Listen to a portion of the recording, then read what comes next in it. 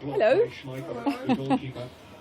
Hello. Do you want to speak to him? I'll ask him. Do you want to speak to some people that are talking about the Bishopsgate Goodsyard? I don't really know anything about it. You don't know anything about it? No. I've heard rumours, but no one's told me anything about it. Right, well,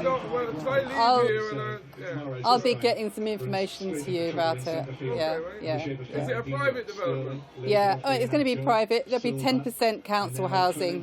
Okay. Is that so they get planning permission if they give 10%? Yeah. Yeah.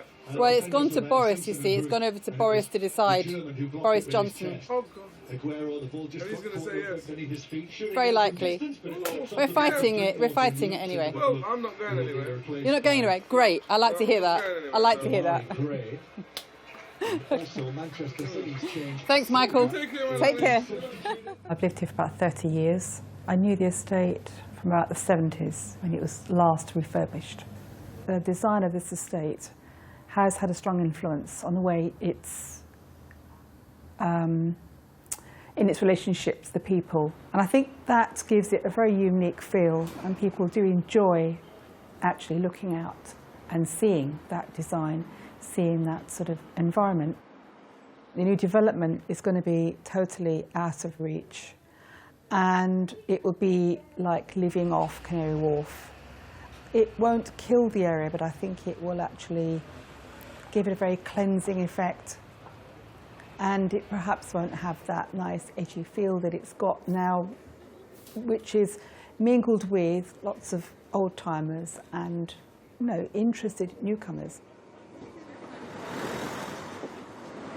I've been in the studio for about 8 years, and many people here have been here much, much longer than that. The building houses, I think, about 100 artists. And we've known that we would have to leave for quite a while now. There's going to be a big development here. It was such a vibrant artistic community, and it didn't last very long, you know, but it was a really great period with lots of studios, lots of galleries. The galleries have already pretty much left around here. I think the development here is going to be offices and luxury apartments, so I guess it's just the city kind of moving up. This is one of the most culturally rich places in the country. This is the heart of London. It's surrounded by conservation areas. I've grown up here most of my life, and this area is the East End. You have pubs and landladies, you have street markets and street traders, you have diversity, you have a community. And everything from Liverpool Street up to Columbia Road is a hustle and bustle of visitors and shops and stalls that make this place absolutely unique. What's happening is unbelievable, and I got involved to try and help stop this development and trying to wake people up. If this development were to be approved, it would destroy Shoreditch. We're not against change, we're not against businesses moving or developing, but this proposal on a 12-acre site would be like a Berlin Wall around Shoreditch. It would be like a gulag of luxury apartments in the heart of an area that thrives on proprietary-run businesses. Some of the local shops are vital. I mean, the hairdressers is vital. It gets queues of people outside. People all take their kids in there to have their hair cut. Because the hairdressers there is very different from the one on the high road, which 3, 4, 5 times the amount of charge per hairdressing in there. I mean, if the hairdresser's rent goes up much more, he'll go. You know, if the laundrette's rent goes up, we'll have to close. So it will affect those little businesses that have been here a very long time. They are beginning to sort of say, well, you know, I don't know if I can be here much longer because of this. It's ironic that this scheme is proposed to be built next to the Boundary Estate, the world's first social housing project, built to bring people from the darkness into the light. Every building in the estate is designed to get as much possible light to its residents in their dwellings. We'll see the tower blocks from here.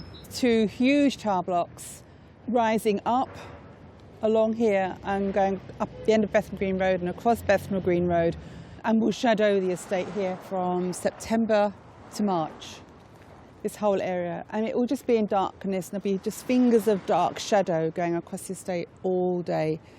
They will have the most awful view of this skyline. I mean, it's creeping up already. So you have this amazing estate, 120 years after it was originally built, still working, still housing hundreds of local families, thousands of people. This development threatens to overshadow all of that. I think I would miss the closeness of people. You know, my neighbour's right next door to me. Not that you always want your neighbour in your house all the time, but there is that closeness. I would miss the environment here. This feels like a village. It has the village green, it has the village shops, it has the village laundrette. What's really sad about it is that it's a community, this building. We've known each other for many, many years. Many of us work together, and probably a lot of us will never see each other after this because the distances between the studios, people have to move so far out of London to get a space. They'll be in all 4 corners, and I suppose if you can't live here, then you can't work here. This should be a scheme that all of London can be proud of, a scheme that we can look at in years to come and say, this is part of our home, this is the new Shoreditch. The city is encroaching, and that's something I think we can't avoid. But it doesn't have to be like this. It doesn't have to be so overwhelming. It doesn't have to be that way. It could be different. It could be a lot better. And that's what we're trying to get from our demonstrations and our efforts.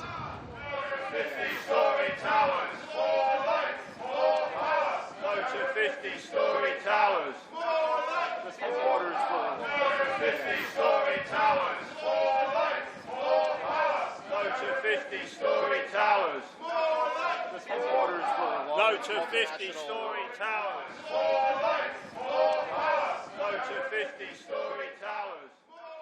The developers have lied to us, and they continue to push out this PR machine, proposing that this is the best scheme for this site. The Mayor of London has taken away the very important democratic right for a local community to determine what their neighbourhoods will look like, the future of their neighbourhoods, and he feels quite relaxed about that. Do you want to antagonise a community? Well, they've set about doing it most effectively indeed. Combined, Tower Hamlets and Hackney have over 45,000 people waiting for housing. This is a 10-acre site at the very heart of London, owned by us, the taxpayer, and it's being sold for 1,400 private luxury homes to be built upon it. The viability assessment, originally submitted by the developers, was claiming that there was no way in which the scheme could support a meaningful contribution of affordable homes. And the entire development is financially based on this confidential document. It's pages and pages and pages of blacked out graphs and spreadsheets. What's being proposed is an outrage. And thus far, nearly 10,000 local people have signed the petition demanding a better scheme. We've had a long time now of governments not understanding how to control development in the city so that it benefits everybody. You have to have a vision for how you want the city to develop. When we first started consultation with the developers, they described this development as the Barbican of the East. And that sounded wonderful. An area of cultural diversity, of housing, of theatres, of arts, of culture, of people.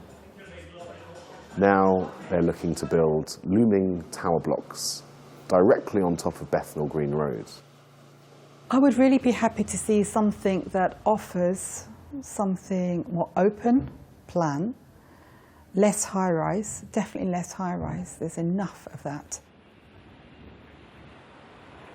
Essentially what you're talking about is bad city planning, or in some ways no city planning. You have to, as a city, you have to provide affordable rental accommodation for the people that are the basis of your city.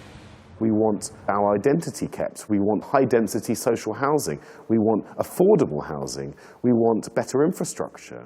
So many things, but this scheme fails to deliver any of them.